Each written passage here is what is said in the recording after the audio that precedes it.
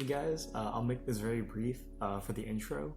This will be a probably 3 to 4 part, just short series. I wouldn't call them tutorials, just I guess a small showcase of how I convert and paint a mini.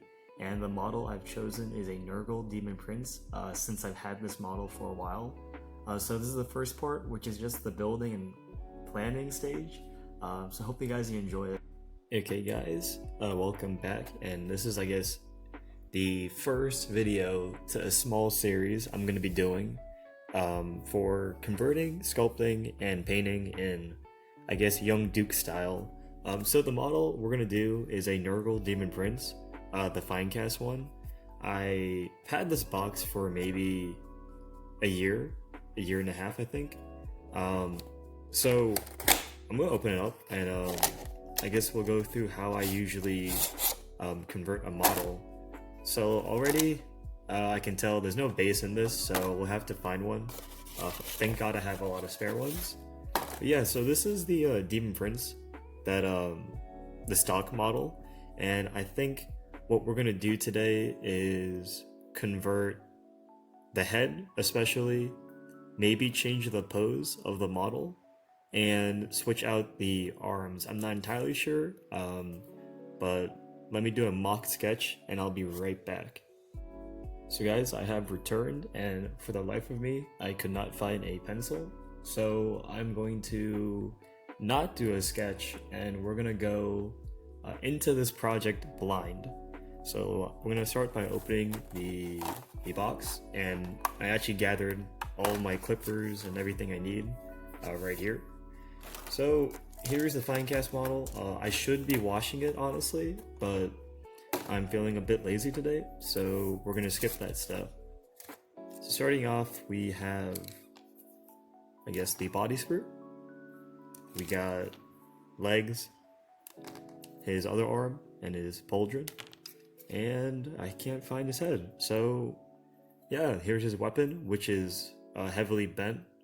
We may use this, or we may simply, I don't know, maybe. So we're gonna start off with something really simple, and I think going blind into it. Oh, found the head. You know what? We'll start with the head.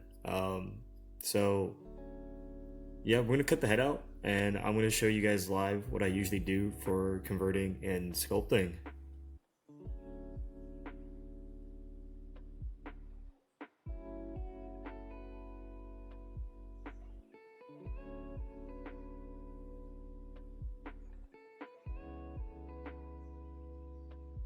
Guys, I have returned, and now that the head is cut the way we want it to be, like so, yep, I'm gonna pin it, and that'll give us some, I guess, a firm structure, so I can start sculpting the details in the mouth and everything that.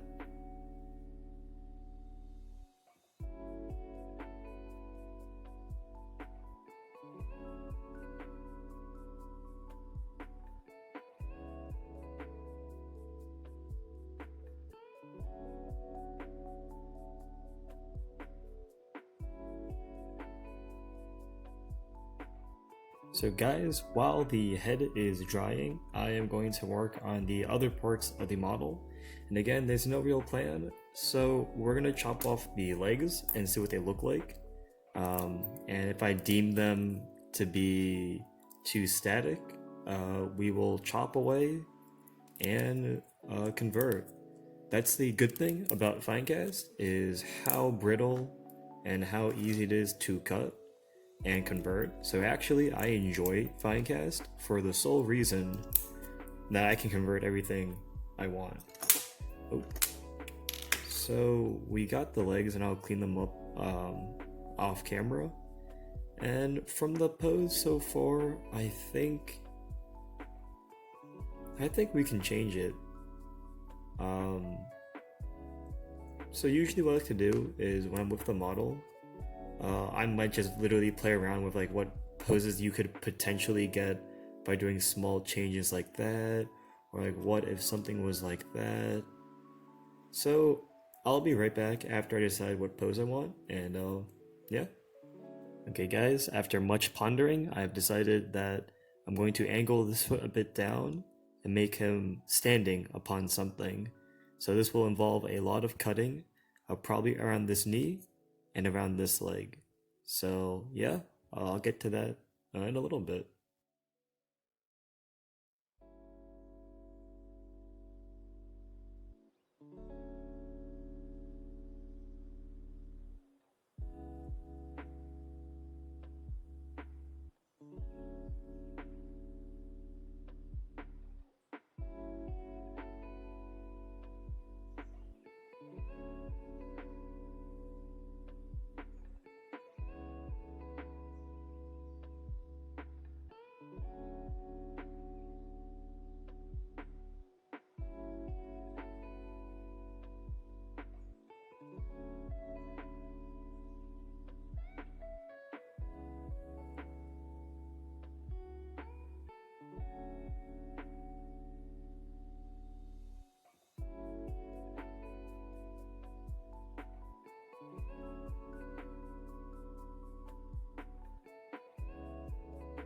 So guys, off camera, I glued the leg on, so when he's flush onto something, he now looks like he will be actually standing upon it. So pretty simple conversion, but very effective. When everything is dry, we'll get to the sculpting. So we'll move on to the body now. I believe the body will be it might be the simplest part of the build, or it might be the most work. I'm not entirely sure. As mentioned, this one we no plan in building this guy. So let's just finish cutting him out, and let's see how much we're gonna have to do on this fat guy. So just by eyeballing it, if we were to put his torso, how does this go on? Wow. Yeah, we made a oof. So as you can see, by me putting the body on, it immediately tilts to one side. So you could say we can make a pose like him, typical Abaddon Forge world. He is looking down on his people. Yeah, so there's a few poses we could do. Again, I'll be right back after I have like a couple minutes of fiddling around with it. Hey guys, so I'm back, and my 1 minute of pondering ended up being 10 minutes of actually committing. So what we did here was I glued the torso on, but to do so I had to chop away this whole corner. So the bags you see there, I cut off completely. I shaved down a piece of the armor, and it fit perfectly. So what I'm liking so far is with his pose, if I were to angle him like that, it looks like he'll be casting a spell, and with the head we made, it's looking definitely that way, more of a spellcaster type. So far it's pretty good. I'm very happy with the dynamic pose. So far everything's flowing in one direction, everything's looking to one place. So fairly simple. A lot of joints will have to be sculpted, which will be probably a separate video. It's looking like this video will be the building stage first, and then the next will be sculpting, and then the third will be, of course, the painting.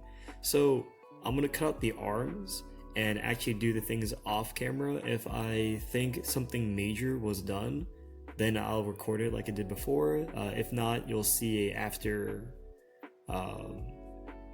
progress of it. Okay guys, I have returned, and all I've done so far was sunk a pin into his arm. So this arm, I do like the way it is, and I kind of want to get to painting.